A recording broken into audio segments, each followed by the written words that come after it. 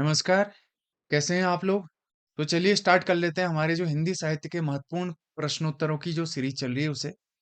इससे पहले वाली अगर आपने वीडियो नहीं देखी है तो उनको भी देख लेना, बहुत अच्छे प्रश्न उत्तर हैं उसमें भी।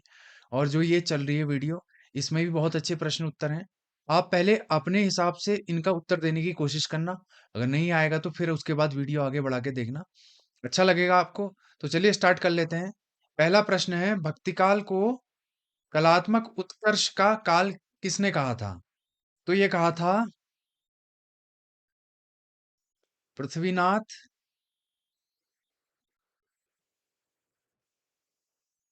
कमल, कुलश्रेष्ठ। इन्होंने भक्तिकाल को कलात्मक उत्कर्ष का काल कहा था। अगला प्रश्न है, नयनारों की संख्या कितनी मानी जाती है?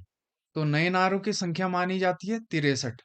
अब एक बात और, जो नयनार है इसको तमिल भाषा में क्या कहा जाता है? मतलब इसका मतलब क्या होता है? ये तो तमिल भाषा में है, तो इसका मतलब होता है समर्पित। नयनार का मतलब होता है समर्पित। अगला प्रश्न है, कबीरदास की भाषा को संत भाषा किस विद्वान ने कहा था? तो संत भाषा कहने वाले कबीरदास जी की भाषा को थे डॉक्टर बच्चन सिंह।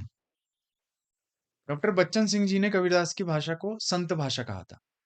अब देखो, कबीर ग्रंथावली दो दो हैं, तो इनके राइटर भी अलग अलग होंगे। पहले हैं, आप जानते ही होंगे,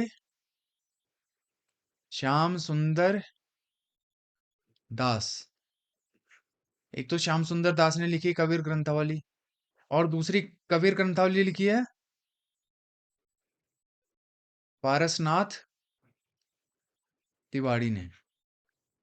याद रखना, अगर कबीर ग्रंथावली आ गया प्रश्न में, पारसनाथ तिवारी हैं तो श्याम सुंदर दास नहीं है, तो इनको करना है। अगला प्रश्न है, अपना मस्तक काट के वीर हुआ कबीर, यह कथन किसका है? यह कथन है दादू दयाल का। वो कहते हैं कि अपना मस्तक काट के वीर हुआ कबीर। अगला प्रश्न, आलावारों की संख्या कितनी है? आलावारों को याद करने का तरीका मैंने क्या ढूंढा था? आला बार, बार मतलब 12, 12। अब देखो, आलावार तो एक तमिल शब्द है, इसका अर्थ क्या होता है? इसका अर्थ होता है ईश्वर में लीन या ईश्वर में मग्न, इसका आलावार का। अगला प्रश्न है, ज्ञान समुद्र नामक रचना किसकी है? तो ज्ञान समुद्र नामक रचना किसकी है? सुंदरदास जी की है। अब ये बहुत महत्वपूर्ण प्रश्न है, संत सिंघा की काव्य भाषा क्या थी? उनकी थी निमाड़ी। निमाड़ी ऐसे भी लिखते हैं या ऐसे लिख सकते हैं, निमाड़ी। ये एक बोली है। अगला प्रश्न है, कबीरदास की भाषा को पंचमेल खिचड़ी किसने कहा था? तो पंचमेल खिचड़ी कहने वाले आप लोग जानते ही होंगे शायद, श्याम सुंदर दास। श्याम सुंदर दास जी ने कबीरदास की भाषा को पंचमेल खिचड़ी कहा था। अगला प्रश्न है, चंडी चरित नामक रचना किसकी है? ये बहुत ही इंपॉर्टेंट है प्रश्न।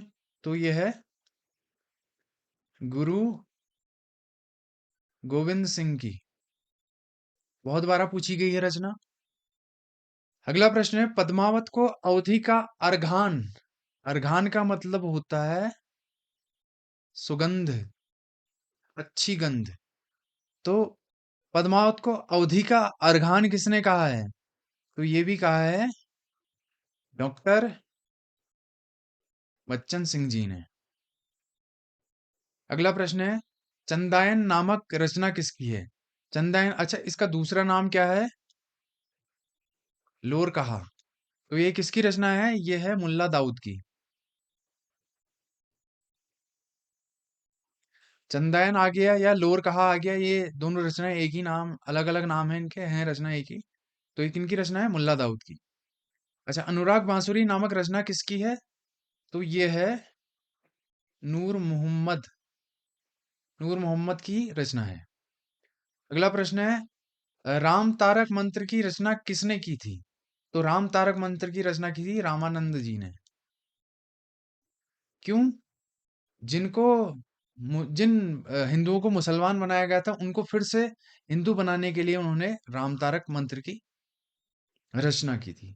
अगला प्रश्न है, तुलसीदास को रूपकों का बादशाह किसने कहा था?